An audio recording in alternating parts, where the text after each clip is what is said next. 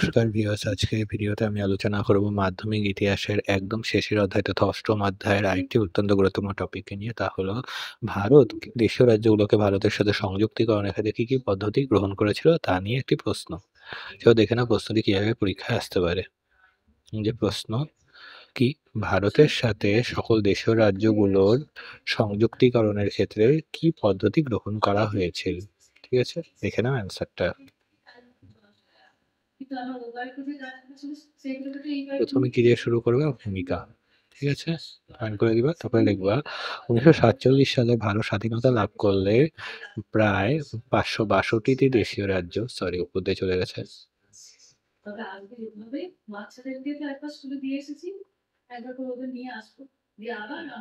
কি বললাম, প্রায় 562টি দেশীয় রাজ্য স্বাধীনভাবে থেকে যায়।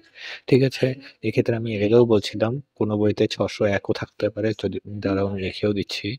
কোনো বইতে 562টির জায়গায় 601 থাকতে পারে, বা 560 থাকতে পারে, বা 500 থাকতে পারে, বা 500 কত 63ও থাকতে পারে। সবগুলো অ্যান্সারই ঠিক। ঠিক আছে, তোমার যেটা ইচ্ছা ওটা দিয়ে দেবো, কিন্তু তার আগে প্রায় কথাটা উল্লেখ করে দিবা। এই কয়টা দেশীয় রাজ্য স্বাধীনভাবে থেকে যায়। ব্রিটিশরা জানিয়ে দেয় দেশীয় রাজ্যগুলো ভারত বা পাকিস্তানের সাথে যুক্ত হতে পারবে, অথবা কি স্বাধীন থাকতে পারবে, মানে অটোনমাস ভাবে থাকতে পারবে। কিন্তু স্বাধীন রাষ্ট্র হিসেবে টিকে থাকা বাস্তবে অসম্ভব ছিল। ভারতের ভৌগোলিক অখণ্ডতা ও রাজনৈতিক ঐক্য রক্ষার জন্য এই রাজ্যগুলো ভারতীয় ইউনিয়নে যুক্ত করা ছিল একটি ঐতিহাসিক প্রয়োজন।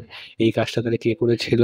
মানে কি ভারত এই দেশীয় রাজ্যগুলোকে ভারতের সাথে সংযুক্তিকরণের ক্ষেত্রে মূল ভূমিকা পালন করেছিল ভারতের তৎকালীন স্বরাষ্ট্রমন্ত্রী সর্দার বল্লভভাই প্যাটেল, এবং তার সহযোগী হিসেবে কে কাজ করেন? ভিপি মেনন। এরা দুজন মিলে এই দেশের রাজ্যগুলোকে ভারতের সাথে যুক্ত করেছিল।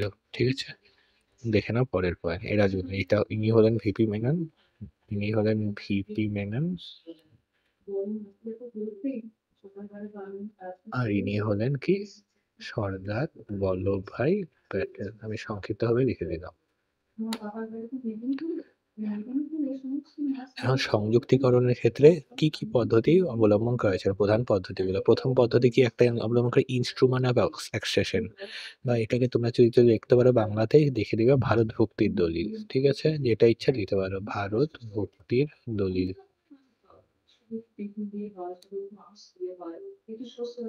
তোমরা পাশাপাশি দিয়ে দিবে, আমার যেহেতু জায়গা কম এই জন্য আমি নিচে লিখে দিলাম। ঠিক আছে, ভারত ভক্তির দলিল এই পয়েন্ট দিয়ে শুরু করবা।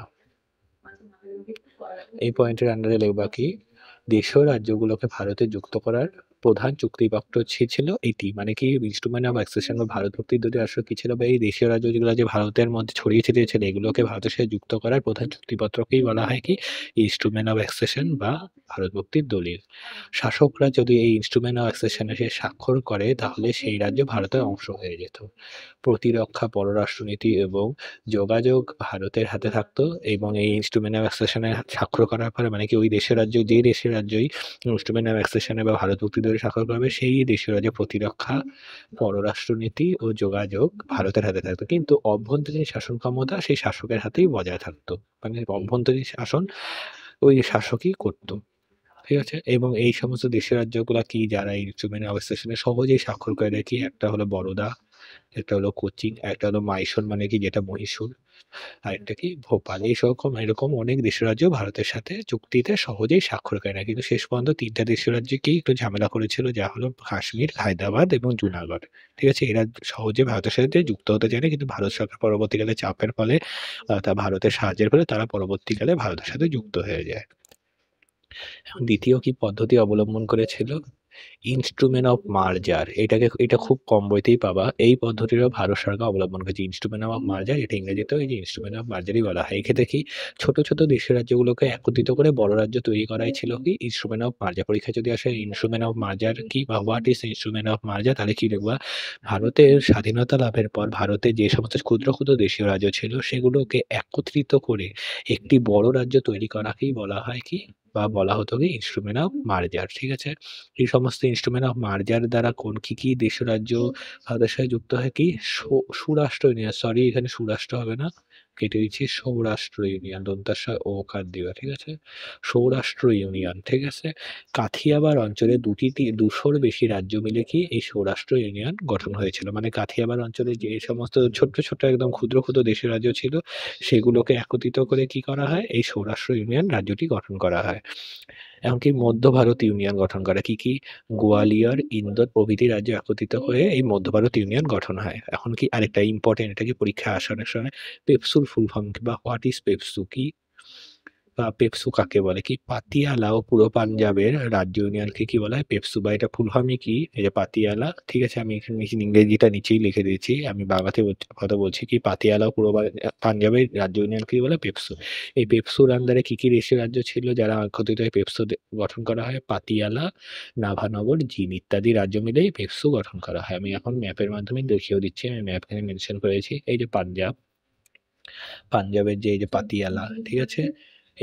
এইটাই ছিল কি পাতিয়ালা দেশীয় রাজ্য, ঠিক আছে? পাঞ্জাবের অন্তর্গত, তাহলে কি এই ক্ষুদ্র ছিল, এটাকে কি করা হয় পরবর্তীকালে একত্রিত করে এই পাতিয়ালা, নাভারগঞ্জ, জিন্দ এগুলোকে যুক্ত করে কি করা হয়? পেপসু দেশীয় রাজ্য গঠন করা হয়।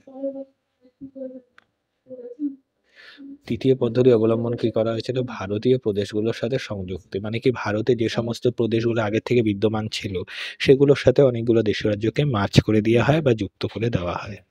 কি? এটাই এখানে বলছি, অনেক দেশীয় রাজ্য সরাসরিভাবে বিদ্যমান ব্রিটিশ প্রদেশগুলোর সাথে যুক্ত করা হয়। এখানেও ২৭৮টি দেশীয় রাজ্যকে ৮টি প্রদেশের সাথে যুক্ত করা হয় এবং উদাহরণ কি এরকম? গুজরাট ও কাথিয়াবাড়ি ছোট রাজ্যকে কিসের সাথে যুক্ত করা হয়? বমি প্রদেশের সাথে যুক্ত করে দেওয়া হয়। ত্রিপুরা ও মণিপুর, সরি মানিপুর হয়েছে, মণিপুর হবে। ত্রিপুরা ও মণিপুরের যে সমস্ত দেশীয় রাজ্য ছিল ওটা আসাম প্রদেশের সাথে যুক্ত করে এবং আমাদের যেটা পশ্চিমবঙ্গ রাজ্যের কি এখন বর্তমানে কোচবিহার জেলা, এটা একসময় কি দেশীয় রাজ্য ছিল, কোচবিহার দেশীয় রাজ্য। এই কোচবিহার দেশীয় রাজ্যকে কি করা হয়? পশ্চিমবঙ্গের সাথে যুক্ত করে দেয়। এই জন্য এখন পশ্চিমবঙ্গের এটা কি একটা জেলা। তো ম্যাপের মাধ্যমে দেখে নাও যে আমাদের এখানে বে অফ বেঙ্গল তথা বঙ্গোপসাগর, এই বে অফ বেঙ্গলে এইখানটা বর্তমানে কেউ ধরতে পারে এই যে পশ্চিমবঙ্গ, এই জায়গাটা এখন বর্তমানে অবস্থিত, ঠিক আছে? আমি মোটামুটি একটু স্ট্রাকচার করছি, অত ভালো করতে পারছি না, একবার কেটে দিয়ে করছি, দাঁড়াও।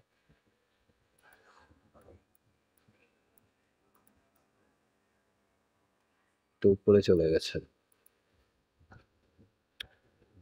একটু দেখে নিতে পারো যতদূর সম্ভব। এই এতটুকুর মধ্যেই হবে, ঠিক আছে? বর্তমানে পশ্চিমবঙ্গের স্ট্রাকচার, এই যে পশ্চিমবঙ্গের এই জায়গাটা কি কোচবিহার দেশীয় রাজ্যে অবস্থিত ছিল। এই দেশীয় রাজ্যটাই কি করা হয় বর্তমানে, এই যে বর্তমানে এটা পশ্চিমবঙ্গ, ধরো পশ্চিমবঙ্গ সাথে যুক্ত করে দেয় এবং ভারতের অংশ হয়ে যায়, ঠিক আছে? এই জায়গাটা কোচবিহার, কিন্তু ম্যাপ পয়েন্টিংও আসতে পারে কি Cooch Behar princely state, Cooch Behar princely state,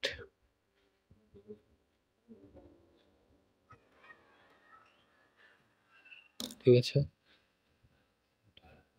আবার কি গুজরাটের গড়জমায় একটা রাজ্য ছিল, এটাকে কি উড়িষ্যাতে যেহেতু ছিল উড়িষ্যার সাথেই যুক্ত করে দেওয়া হয়। এছাড়া আরো ২৭৫ দেশীয় রাজ্যকে ৫টি প্রদেশের সাথে যুক্ত করা হয়। যেমন মধ্যপ্রদেশে যে সমস্ত ছোট ছোট দেশীয় রাজ্য আছে সেগুলো সেন্ট্রাল প্রভিন্স অ্যান্ড বেরারের সাথে যুক্ত করা হয়। ছোটনাগপুর এবং গড়হাট রাজ্যকে কি করা হয়? বিহারের সাথে যুক্ত করে দেওয়া হয় এবং হিমালয়ের কোলে অবস্থিত যে সমস্ত ছোট ছোট দেশীয় রাজ্য ছিল ওগুলো পাঞ্জাব ও উত্তরপ্রদেশের সাথে যুক্ত করে দেওয়া হয়। ঠিক আছে? মানে কি এইভাবে ভারতে বিদ্যমান যে সমস্ত রাজ্য ছিল সেগুলোর সাথেই দেশ রাজ্যগুলিকে যুক্ত করা হয়। এখন কি যুক্তরাজ্য গঠন বা ইউনিয়ন স্টেট ফর্ম, ঠিক আছে? অনেক ছোট রাজ্য একত্রিত হয়ে নতুন ইউনিয়ন স্টেট তৈরি হয়। যেমন কি সৌরাষ্ট্র ইউনিয়ন একটু আগে ছিল, কত সালে গঠন হয়? ১৯৪৮ সালে গঠন হয়। এটি কি ২০০টি দেশীয় রাজ্য মিলে গঠন হয়। রাজপুতানা ইউনিয়ন, যেটা কি এখন বর্তমানে বলতে পারো রাজস্থানের অন্তর্গত আছে। ঠিক আছে? রাজস্থানে কি জয়পুর, যোধপুর, উদয়পুর সহ বিভিন্ন রাজপুত রাজ্য মিলে এই রাজপুতানা ইউনিয়ন তখন গঠন হয়েছিল। ঠিক আছে? মধ্য ভারত ইউনিয়ন, একটু আগে বললাম গোয়ালিয়র, ইন্দোর, ভোপাল এগুলো সব দেশের রাজ্য মিলে কি হয়? মধ্য ভারত ইউনিয়নের সাথে যুক্ত হয়। পেপসু, যেটা আমি বললাম ইংরেজিটা নিচে আছে কি?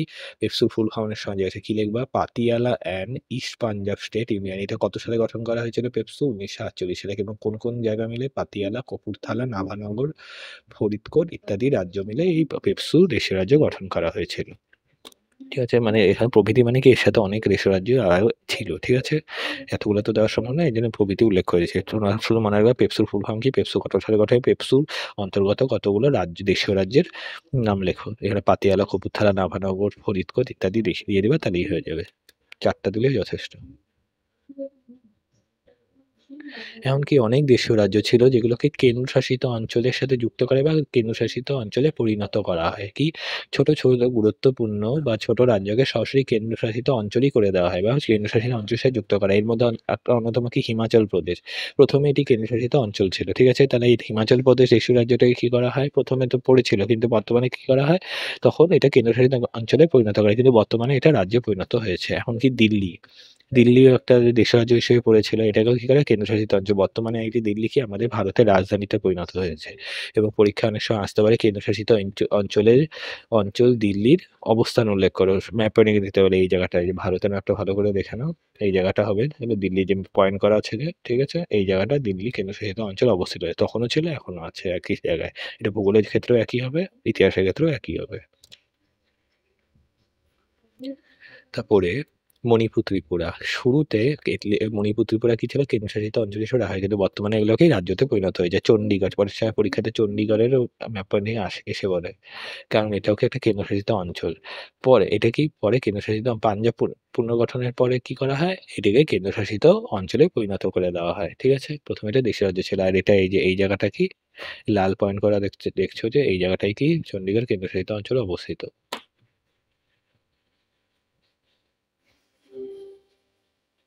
দ্বিতীয় কি পদ্ধতি অবলম্বন করা হয় তথা দ্বিতীয়ত না ৬ নাম্বার কি জনগণের মতামত গঠন করা। এটা কোন দেশের রাজ্য ক্ষেত্রে গঠন করা হয়েছে? জুনাগড় দেশের রাজ্যের ক্ষেত্রে। এটাও একটা পদ্ধতি জনগণের মত দিয়ে তথা গণভোট দ্বারা কি দেশের রাজ্যকে ভারতের অন্তর্ভুক্ত হয়। এই ক্ষেত্রে কি হবে? জুনাগড়। জুনাগড়ে নেওয়ার যখন পাকিস্তানে যোগ দিতে চায় তখন কি করা হয়? এখানে ভোট নেওয়া হয় তথা গণভোট নেওয়া হয়। এখানে জনগণরা কি ভারতের সাথে যুক্ত হতে চায় নাকি পাকিস্তানের সাথে যুক্ত হয়? এই গণভোটে কি প্রায় 99% মানুষ কি করে? ভারতের সাথে যুক্ত হয় মতামত প্রকাশ। এর পরবর্তীকালে কি হয়? ১৯৪৮ সালে গণভোটের দ্বারা কি এই জুনাগড় ভারতের সাথে অন্তর্ভুক্ত হয়ে যায় ১৯৪৮ সালে। ঠিক আছে? এখন জুনাগড়ের দেশীয় রাজ্যের অবস্থান ম্যাপ পয়েন্টিং এ আসতে পারে। দেখে নাও কোন জায়গাতে জুনাগড় অবস্থিত। এই যে গুজরাটটা এই জায়গাটা অবস্থিত বর্তমানে। ঠিক আছে? এই জায়গাটা গুজরাটে অবস্থিত। এই গুজরাট রাজ্যটির এই জায়গাটায় দক্ষিণ দিকে কি অবস্থিত? এই জুনাগড় দেশীয় রাজ্য অবস্থিত। এই জায়গাটা ডিপ গ্রিন করা আছে যে জায়গাটা এটাই হলো জুনাগড়। ঠিক আছে? জুনাগড়। তারপরে এখন অনেক দেশীয় রাজ্য ছিল যেগুলো সরাসরি ভারতের সাথে যুক্ত হতে চায়নি।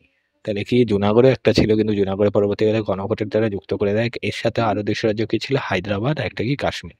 হায়দ্রাবাদের নিজাম স্বাধীন থাকতে চেয়েছিল মানে অটোনমাস থেকে। কিন্তু ১৯৪৮ সালে অপারেশন পোলোর মাধ্যমে এটি ভারতের সাথে যুক্ত হয়েছে। কত সালে? ১৯৪৮ সালে। হায়দ্রাবাদ দেশীয় রাজ্যের অবস্থানটা কোথায় দেখে নাও। এটাও ম্যাপ পয়েন্টিং এ আসতে পারে এই জায়গাটা। লাল পয়েন্ট করা যে স্ট্রাকচারটা আছে এই জায়গাটাই কি হায়দ্রাবাদ দেশীয় রাজ্যে অবস্থিত। পরীক্ষায় ম্যাপ পয়েন্টিং কিন্তু আসতে পারে। Hyderabad princely state. Princely state. এমনকি কাশ্মীরও এর মধ্যে অন্যতম হতে চায় এটা কি সরাসরি ভারতের সাথে যুক্ত হতে চায় নাকি পাকিস্তানি হামলার মুখে মহারাজা হরি সিং ভারতের সাথে যুক্ত হন কবে? ১৯৪৭ সালে অক্টোবর মাসে এবং সেনা পাঠিয়ে কি এই কাশ্মীরকে রক্ষা করে এবং কি অফিসিয়ালি ভাবে কাশ্মীর ভারতের সাথে যুক্ত হয়ে যায় কবে? ১৯৪৭ সালে অক্টোবর মাসে। কাশ্মীরের অবস্থানটাও দেখে নাও। জায়গা কাশ্মীরের ম্যাপ এই জায়গাটা কাশ্মীর এই জায়গাটা অবশ্যই পরীক্ষা ম্যাপিং এ আসতে পারে। ঠিক আছে? এই জায়গাটা কাশ্মীর দেশীয় রাজ্যটি অবস্থিত আছে। আমি যেখানে ব্লু পয়েন্ট করছি এই জায়গাটা কি Kashmir princely state. Kashmir princely state.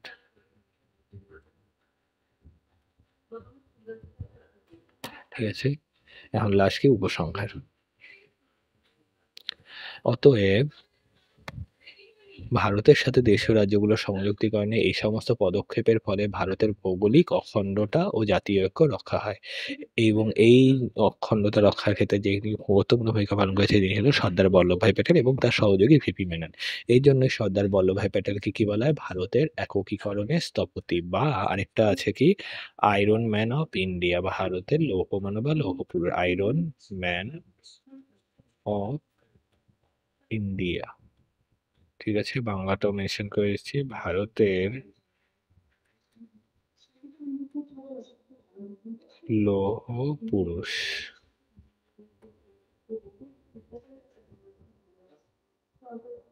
ঠিক আছে, বা লৌহ মানবও থাকতে পারে অনেক জায়গায়, বা লৌহত পুরুষ।